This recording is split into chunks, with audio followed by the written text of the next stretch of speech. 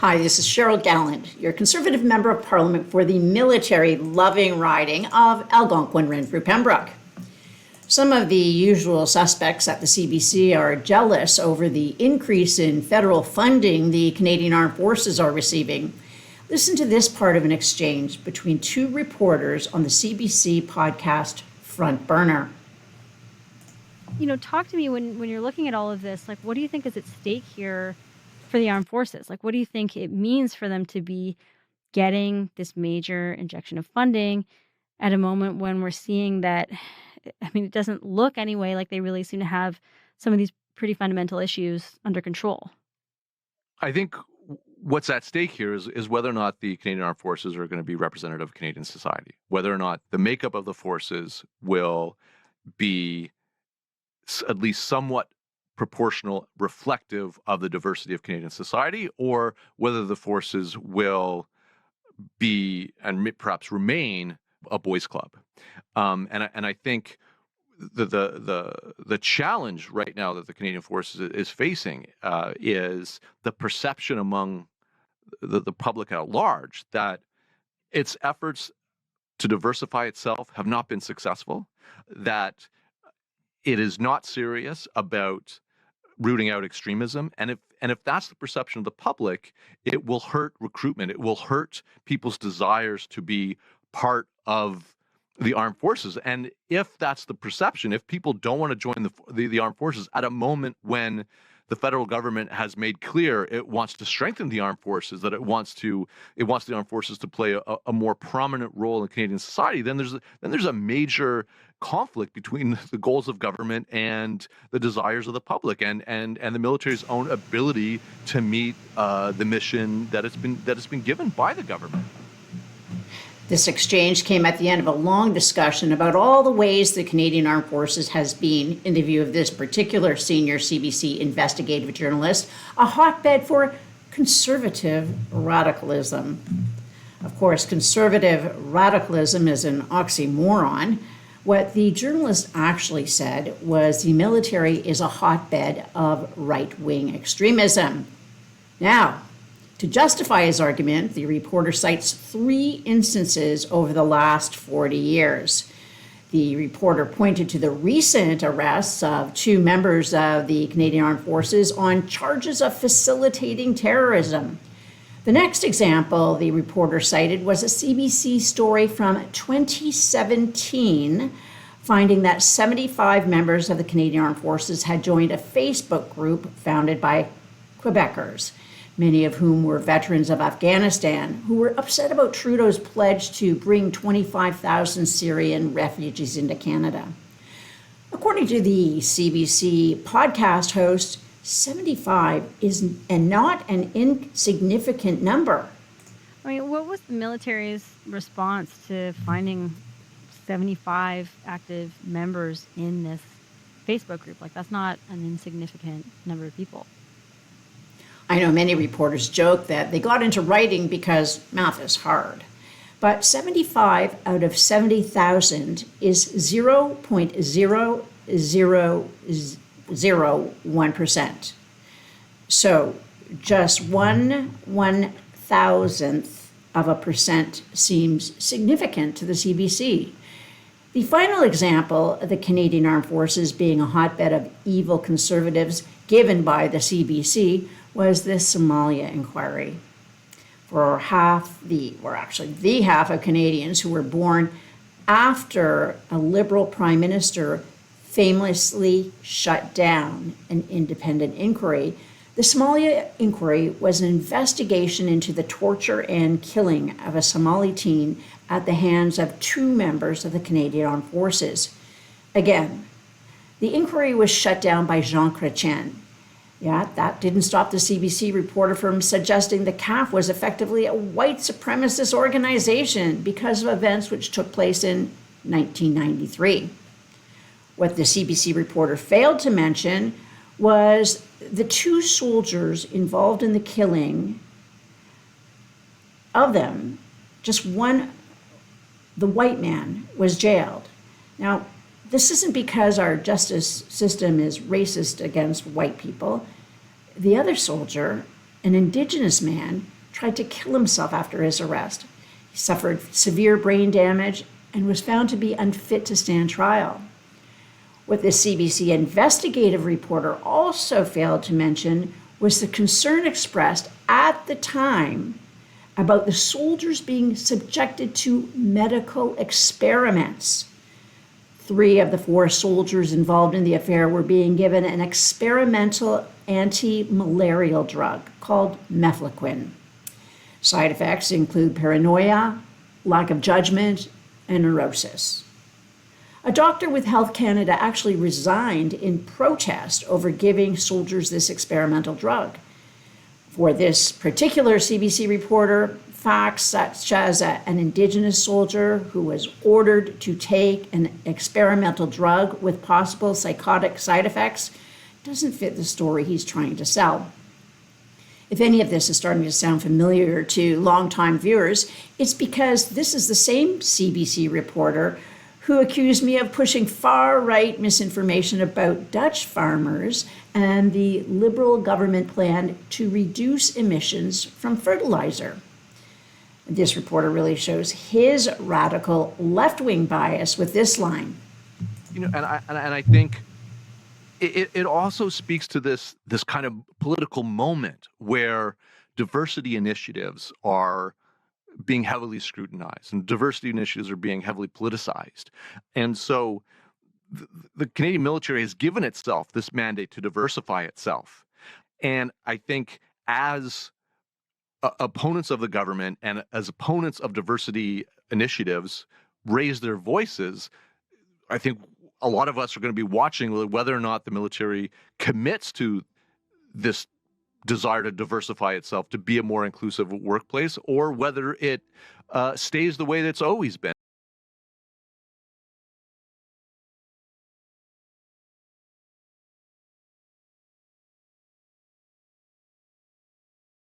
But when conservatives criticize these far-left equity policies, that is heavily political and something that needs to be watched carefully by the CBC.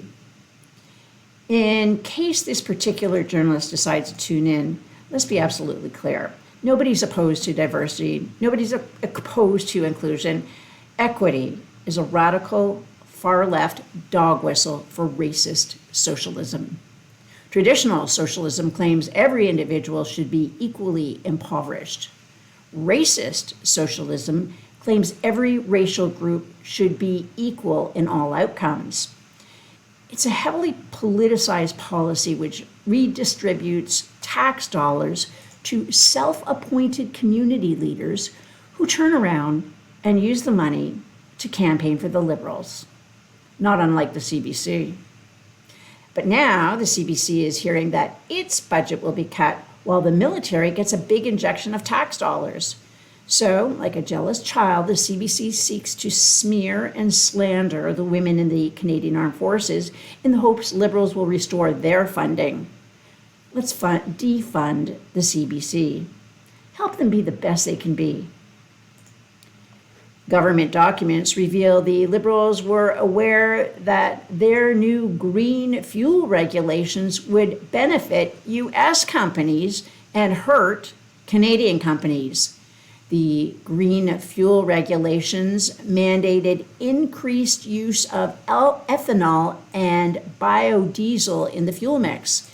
This has given an advantage to American biodiesel producers, which benefit from large corn subsidies from the U.S. government.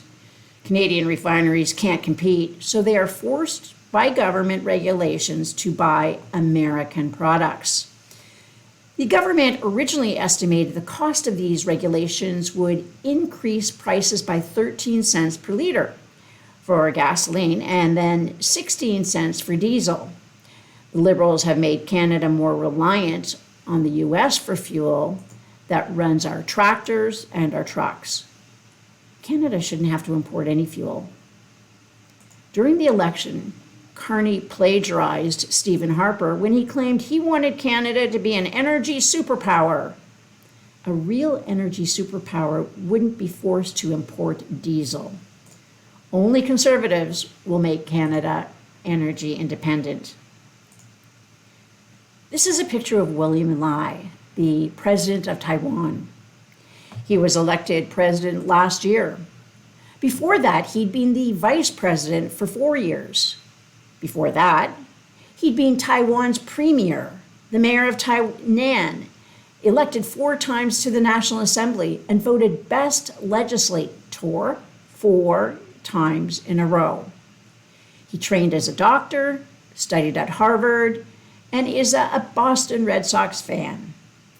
And during his entire long career in Taiwan's democratic politics, he has never claimed the Holocaust was fake. He never gave cash prizes to families of suicide bombers. This is a picture of Mahmoud Abbas, the current president of the Palestinian Authority in the West Bank. He was elected to a 4-year term in 2005 and has canceled all subsequent elections. Abbas completed his communist doctorate in 1982 at the People's Friendship University of Russia, and then defended his thesis at the Institute of Oriental Studies of the Soviet Academy of Sciences.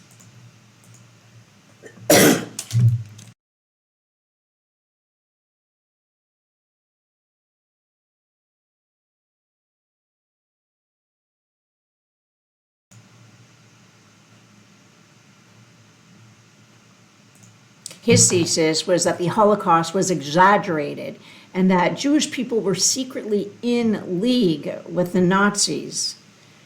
This is a picture of a tweet sent by Canada's Department of Fisheries and Oceans. In this tweet, the government of Canada calls Taiwan, a country of 23 million people, a region. Next month, Carney plans to go to the United Nations and reward President Abbas with statehood. Meanwhile, a democratic country with a recently elected president is treated like a problem that needs to be managed. When China recently bullied the US president into canceling a layover stop for the president of Taiwan, meaning a place to refuel the presidential plane en route to another destination outside the US, Mark Carney said nothing. But Mark Carney can find the time to issue a statement on every new development in the conflict between Israel and Hamas. In 2021, I told Canadians about some far-left climate activists who had begun to fantasize about climate lockdowns. Carbon emissions had dropped significantly since 2020, which is what happens when governments around the world shut down the economy, and why we should worry about what a net zero policy will do to our economy. A few months after the video, the Liberals claimed this was a conspiracy theory, and rather than report on what I actually said, the Canadian Press Newswire service reported on what the Liberals claimed. Following the recent forest activity bans in Nova Scotia and New Brunswick, some are calling those climate lockdowns. Many Conservatives in Nova Scotia are strongly opposed to that characterization and loudly support the forest activities ban in their province. Some have argued that the ban violates the charter. Others argue the ban is a reasonable limit. Now, despite the CBC's fear-mongering over the increased funding of the military, in total, Canada has around 40,000 soldiers, 20,000 Navy and air personnel, and a comparable number of RCMP and provincial police. That is fewer than 200,000 people the government can deploy in the second largest country in the world. Whether it's a COVID lockdown, a climate lockdown, or a forest lockout, it can't be imposed by government on Canadians. It can only be imposed by Canadians through their government. The original point of the Charter was to prevent a majority of Canadians from imposing an infringement on the rights of a minority. Whether that's happening in Nova Scotia and New Brunswick will be up to the courts to judge and voters to decide in their next provincial elections. Whether Canada sees a climate lockdown in the future won't be decided by some shadowy cabal. It'll be decided by Canadians. Conservatives are calling on the Liberals to amend the Canada Labour Code to require that federally regulated airlines pay flight attendants for all hours they're on duty, not just the time spent in the air.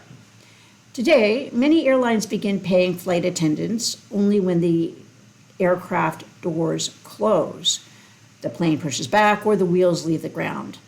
But crews are expected to arrive well before that to conduct safety checks, assist boarding passengers, handle delays, and perform other duties. They remain on duty after landing to assist passengers and complete post-flight tasks. All of this is work, yet much of it goes unpaid.